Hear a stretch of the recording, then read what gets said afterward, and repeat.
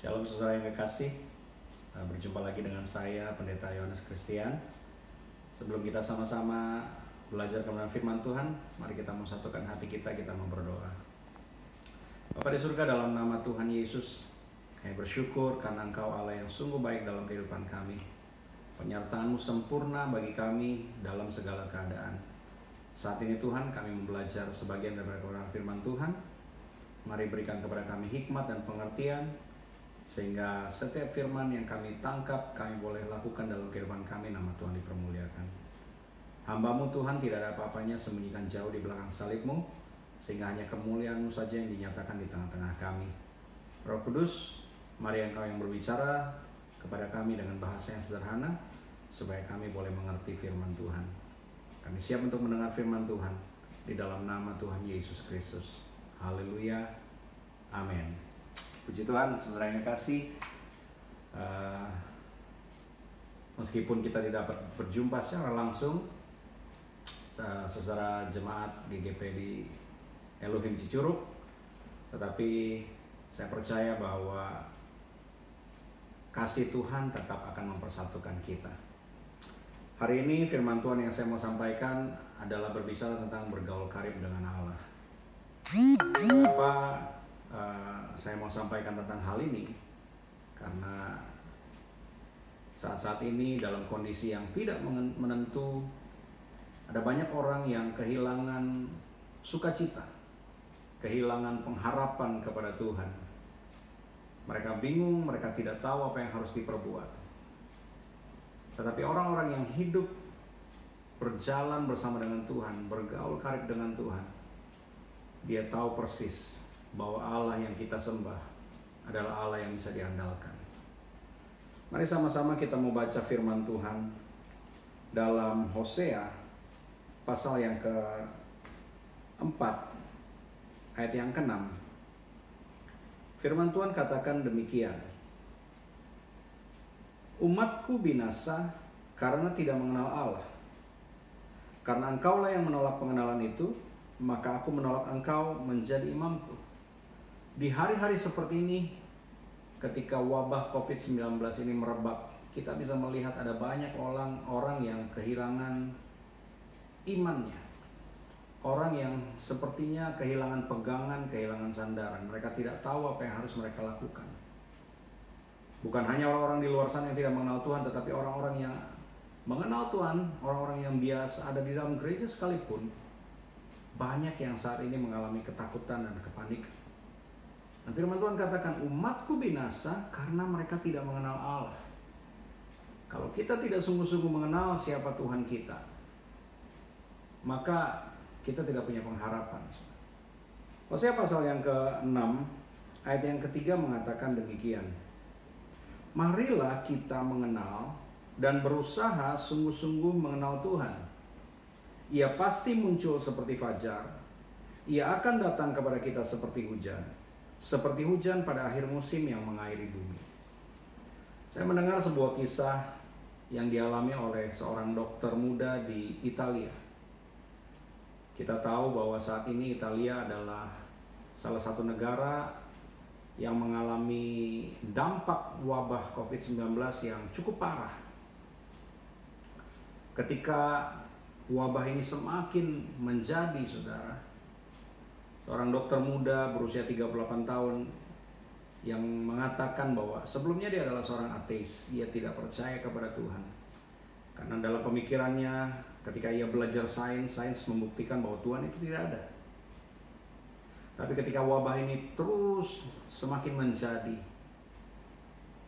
ia mulai kewalahan untuk menangani orang-orang yang terkena wabah ini. Dan pada akhirnya bersama dengan rekan-rekannya yang lain, mereka bukan lagi menjadi dokter yang harus menolong semua orang, tapi mereka mulai harus memutuskan siapa yang harus hidup, siapa yang harus mati, karena mereka tidak punya cukup kemampuan lagi untuk menolong semua orang. Dan akhirnya mereka mulai mengalami keletihan secara fisik, keletihan secara emosional, bahkan keletihan secara spiritual. Tapi di tengah-tengah ketika ini semua terjadi, ada beberapa pasien yang merupakan anak Tuhan menunjukkan hal yang berbeda. Sekalipun mereka dalam keadaan terkena COVID-19, tapi mereka tetap bisa membagikan sukacita. Ketika salah seorang pastor yang juga terkena COVID-19, dalam kondisinya dia tetap membagikan firman kepada orang-orang yang lain untuk memberikan kekuatan dan pengharapan. Dokter ini melihat ada sesuatu yang berbeda, bahwa sekalipun mereka tidak terhindar dari penyakit itu, tetapi ada damai sejahtera yang menyertai. Mereka tidak takut akan kematian. Dan pada akhirnya ketika segala sesuatu gagal, dokter ini menyadari bahwa hanya Tuhanlah yang bisa diandalkan. Dan pada akhirnya dia memilih untuk percaya kepada Tuhan dan belajar mengenal Tuhan. Saudara, firman Tuhan tadi katakan bahwa kita harus berusaha sungguh-sungguh mengenal Allah. Karena firman Tuhan juga katakan kita akan binasa kalau kita tidak mengenal Allah. Sebab pengenalan akan Allah akan menghasilkan keintiman. Semakin kita intim dengan Tuhan, maka semakin kita akan mendapatkan pengertian tentang hal-hal yang rahasia. Tidak ada seorang pun yang menduga akan terjadinya wabah ini, yang sekarang dikatakan sebagai pandemi, karena sudah tersebar di seluruh dunia. Dan ketika ini terjadi, banyak orang pro kontra. Orang tidak tahu apa yang harus dilakukan. Tetapi firman Tuhan dalam kitab Mazmur pasal 25 ayat 14 berkata demikian. Tuhan bergaul karib dengan orang yang takut akan Dia, dan perjanjiannya diberitahukannya kepada mereka. Tuhan bergaul karib, Tuhan bergaul intim dengan orang yang takut akan Tuhan. Dan satu yang luar biasa dalam firman Tuhan ini adalah dikatakan bahwa perjanjiannya akan diberitahukan kepada mereka. Dalam Alkitab bahasa Inggris, ayat ini dikatakan bahwa the secret of the Lord is with those who fear Him. Bahwa rahasianya Tuhan ada bersama dengan mereka yang takut akan Tuhan. Ketika kondisi seperti ini terjadi, orang tidak tahu apa yang harus dilakukan. Tetapi orang yang bergaul karib dengan Tuhan, Tuhan akan memberitahukan rahasia-rahasianya dalam kehidupan kita. Dalam ayat yang lain, di Amsal pasal yang ketiga, ayat 32, juga dikatakan demikian firman Tuhan. Tetapi dengan orang jujur ia bergaul erat. Dalam Alkitab bahasa Inggris juga dikatakan, ayat ini berkata, but his secret counsel is with the upright. Saudara, ada sesuatu yang luar biasa dari ayat ini. Dikatakan secret counsel. Secret counsel adalah sebuah dewan rahasia, saudara. Dewan adalah berbicara tentang ketika satu kelompok atau seseorang hendak memutuskan sesuatu bersama-sama. Dan dikatakan ini adalah dewan rahasianya Tuhan. Dewan rahasianya Tuhan ada bersama-sama dengan orang jujur atau orang benar, saudara. Ketika hidup kita yang dibenarkan oleh Tuhan, punya keintiman dengan Tuhan, maka Tuhan sungguh-sungguh tidak akan pernah menyembunyikan hal-hal yang sesungguhnya rahasia bagi orang lain. Saudara ingat sebuah kisah ketika Tuhan akan menunggang balikan Sodom dan Gomora. Ketika itu Tuhan berkata, masakan aku akan menyembunyikan hal ini daripada Abraham? Sebab Tuhan menganggap Abraham sebagai sahabatnya. Dan kalau kita menjadi sahabat Allah, Tuhan tidak akan menyembunyikan hal-hal tersebut daripada kita. Maka akhirnya Tuhan menyampaikan bahwa Dia akan memusnahkan Sodom dan Gomora. Dan saudara perhatikan, ketika kita punya hubungan yang intim dengan Tuhan, tidak ada rasa takut, saudara. Abraham dengan penuh keberanian berkata kepada Tuhan, Tuhan, seandainya ada 50 orang benar di kota itu, apakah engkau akan tetap memusnahkan kota itu? Dan Tuhan katakan, kalau ada 50 orang benar, aku tidak akan musnahkan kota itu. Wow. Abraham tidak berhenti. Abraham katakan lagi, Tuhan, bagaimana kalau ada 40 orang benar? Dan Tuhan kembali katakan, kalau ada 40 orang benar, aku tidak akan musnahkan kota itu. Abraham kembali katakan lagi, Tuhan, bagaimana kalau ada 30 orang benar? Bagaimana kalau ada 20 orang benar? Bagaimana kalau ada 10 orang benar? Dan saudara, yang luar biasa adalah ini menunjukkan betapa karibnya hubungan yang Tuhan punya bersama dengan Bapak Abraham. Tuhan berkata, kalau ada 10 orang benar, aku tidak akan musnahkan orang kota itu. Tetapi memang sayang sekali, tidak ada 10 orang benar dalam kota itu. Hanya ada Lot, istrinya, dan kedua anaknya. Itu pun istrinya Lot ketika lari, dia menengok ke belakang dan menjadi tiang garam. Tapi yang saya mau sampaikan adalah ketika kita punya hubungan yang karib, yang intim dengan Tuhan, Tuhan tidak akan menyembunyikan segala sesuatu yang akan dia lakukan, saudara. Ini satu hal yang luar biasa. Saudara, sudahkah kita sungguh-sungguh mengenal Tuhan yang kita sembah? Firman Tuhan katakan bahwa pengenalan akan Allah itu bersifat relasional. Melalui hubungan yang makin intim, makin karib, makin dekat.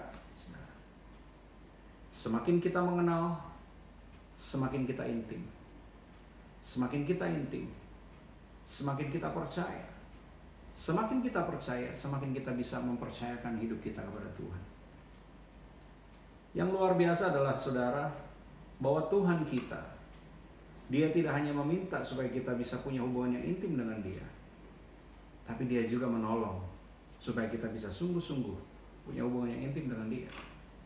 Ada 3 hal yang saya catat dari kebenaran firman Tuhan yang Tuhan berikan kepada kita supaya kita bisa mengenal Dia dan bisa punya hubungan yang intim dan karib dengan Dia.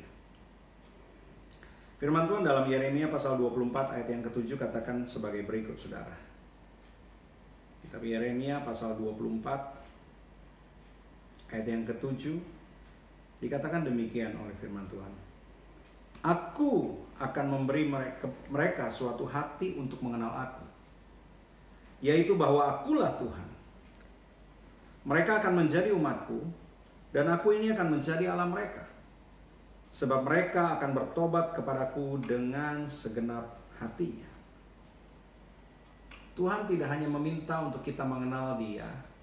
Tuhan tidak hanya meminta untuk kita bisa punya hubungan yang intim dengan Dia, tapi Tuhan katakan Dia akan memberikan kepada kita hati untuk mengenal Allah. Hidup kita yang lama, saudara, penuh dengan dosa, dengan kegelapan. Tetapi Tuhan memberikan kepada kita hati yang baru. Hati yang dimampukan untuk mengenal siapa Allah itu. Hati yang bisa memilah, membedakan. Dan dengan hati yang baru ini Tuhan rindu supaya kita bisa sungguh-sungguh mengenal Dia. Dan katanya, kita akan menjadi umat Tuhan. Tuhan akan menjadi Allah kita.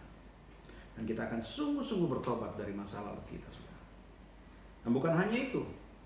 Dalam Hosea pasal 4 ayat 6 yang tadi kita sudah baca, sesungguhnya Tuhan juga memberikan pengajaran supaya kita bisa mengenal Dia, supaya kita bisa sungguh-sungguh punya hubungan yang intim dengan Dia. Tetapi Hosea pasal 4 ayat 6 tadi dikatakan, umatku binasa karena tidak mengenal Allah, karena engkaulah yang menolak pengajaran itu. Bangsa Israel pada waktu itu menolak pengajaran dari Tuhan, sehingga mereka tidak sungguh-sungguh mengenal Tuhan. Sekalipun telah banyak hal yang luar biasa Tuhan lakukan dalam kehidupan mereka. Bayangkan, saudara, ketika bangsa Israel dibawa keluar dari tanah Mesir, mujizat yang Tuhan lakukan pada saat itu sungguh-sungguh luar biasa. Belum pernah kita alami seperti demikian. Tetapi baru saja mereka keluar dari tanah Mesir, mereka sudah lupa betapa dahsyat Tuhan yang menyertai mereka dan berkata, Tuhan membawa kita keluar supaya kita mati di tempat ini. Tapi Tuhan lakukan lagi perkara yang luar biasa. Laut Teberau dibelah 2, sehingga mereka boleh berjalan di tanah yang kering untuk melewati laut tersebut. Tetapi ketika mereka baru saja melewati laut tersebut dan masuk ke padang gurun, kembali mereka menghadapi masalah dan mereka lupa. Lalu mereka berkata lagi, Tuhan membawa kita ke sini supaya kita mati di padang gurun oleh karena haus. Saudara, bangsa Israel adalah bangsa yang sungguh-sungguh mengalami kasih karunia Tuhan.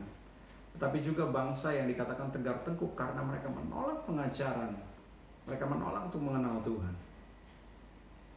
Tetapi kita mau sungguh-sungguh mendengar pengajaran dari Tuhan, supaya kita bisa sungguh-sungguh mengenal Dia, supaya kita bisa sungguh-sungguh punya hubungan yang karib dan intim dengan Dia. Dalam kitab Efesus pasal yang pertama ayat 16 dan 17 juga hal yang ketiga yang Tuhan berikan kepada kita adalah supaya kita bisa mengenal dan bergaul karib dengan Dia adalah roh hikmat dan wahyu. Mari kita baca bersama-sama Efesus pasal yang pertama ayat yang ke-16 dan 17. Demikian firman Tuhan. Aku pun tidak berhenti mengucap syukur karena kamu, dan aku selalu mengingat kamu dalam doaku. Firman Tuhan ini Paulus yang mengatakan, dia katakan bahwa ia selalu mengingat kita di dalam doanya.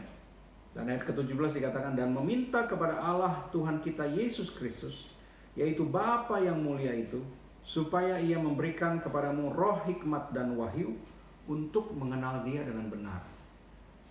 Tuhan memberikan kepada kita bukan hanya hati yang baru untuk bisa mengenal Allah, bukan hanya memberikan pengajaran dari Allah, tetapi Dia juga memberikan roh hikmat dan wahyu supaya kita bisa mengenal Allah dengan benar. Kita menjadi orang yang mengenal bukan katanya. Karena ada banyak orang yang mengenal Tuhan hanya katanya. Tapi kita mau belajar mengenal Tuhan sungguh-sungguh lewat pengalaman hidup kita berjalan bersama dengan Dia. Saudara, dalam situasi seperti ini, dalam situasi di mana semua orang dicekam ketakutan, termasuk ada banyak anak-anak Tuhan, hamba-hamba Tuhan yang membuat keputusan-keputusan yang salah, dan pada akhirnya mengalami apa yang ditakutkan. Kita harus sungguh-sungguh mengerti siapa Tuhan yang kita sembah itu. Tuhan menghendaki pengenalan akan Dia lebih dari apapun yang bisa kita tawarkan, saudara. Tuhan menghendaki pengenalan akan Dia lebih daripada persembahan yang kita bisa berikan. Tuhan menghendaki pengenalan akan Dia lebih daripada sekedar puji-pujian kita.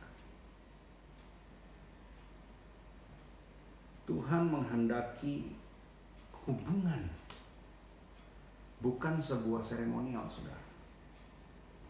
Dia ingin kita bisa berjalan dengan Dia. Dia ingin kita bisa berbicara dengan Dia. Dia ingin kita bisa mendengar suaranya. Dia ingin kita bisa mengerti isi hatinya, saudara. Mari kita mau belajar seperti Henokh, saudara. Firman Tuhan katakan Henokh hidup bergaul karib dengan Tuhan, dan ia tidak ada lagi, sebab ia diangkat oleh Tuhan. Wow, betapa indah kalau kita punya hubungan yang sedemikian dengan Tuhan. Tuhan begitu mengasihi Henokh sehingga ia tidak membiarkan Henokh mengalami kematian. Dan Tuhan angkat Henokh bersama-sama dengan Dia di surga. Saya percaya setiap kita ingin mengalami hal yang sama, saudara. Tetapi yang penting dalam hal ini kuncinya adalah mengenal Tuhan. Kalau kita baca firman Tuhan dalam kitab Kejadian pasal yang kelima tentang Henokh, dalam bahasa Inggris dikatakan bukan hanya Henokh mengenal Allah, bukan hanya Henokh bergaul dengan Allah, tetapi Henokh berjalan bersama-sama dengan Allah. Saudara, marilah di saat-saat seperti ini, sekalipun tidak ada ibadah di gereja, saudara, sekalipun kita harus tinggal di dalam rumah, gunakanlah ini sebagai sebuah kesempatan untuk membangun hubungan yang intim dengan Tuhan, untuk belajar lebih mengenal Dia secara pribadi, untuk bisa bergaul karib dengan Dia, bahkan berjalan bersama dengan Dia. Di tengah-tengah situasi yang tidak menentu, mungkin kita mengalami ketakutan. Tapi satu hal yang pasti, saudara, semakin kita mengenal Allah, semakin kita akan bergaul karib dan intim dengan Allah. Semakin kita bergaul intim dengan Tuhan, semakin mudah kita percaya dengan Dia, percaya kepada setiap perkataannya, percaya kepada setiap firman-Nya. Dan semakin kita percaya kepada firman Tuhan, maka semakin pula kita akan berani mempercayakan diri kita kepada Allah. Bahwa apapun yang Tuhan izinkan terjadi dalam kehidupan kita, Tuhan tidak pernah meninggalkan kita. Tuhan senantiasa ada bersama dengan kita. Tuhan senantiasa menyertai kita. Pemazmur katakan dalam Mazmur pasal yang ke-9 ayat yang 11. Mari sekali lagi kita baca firman Tuhan. Dan biarlah firman Tuhan ini menjadi penutup dari firman Tuhan yang saya sampaikan pada hari ini. Mazmur pasal 9 ayat yang ke-11. Demikian firman Tuhan. Orang yang mengenal namamu, orang yang mengenal nama Tuhan Allah kita, Yeshua HaMashiach, Yesus Kristus, percaya kepadamu. Orang yang mengenal Tuhan, percaya kepada Tuhan. Sebab tidak kau tinggalkan orang yang mencari Engkau ya Tuhan. Ketika kita sungguh-sungguh mengenal Tuhan, kita percaya kepada Tuhan, kita percayakan hidup kita kepada Tuhan, dan kata firman Tuhan, tidak pernah Ia meninggalkan orang yang sungguh-sungguh mencari Tuhan.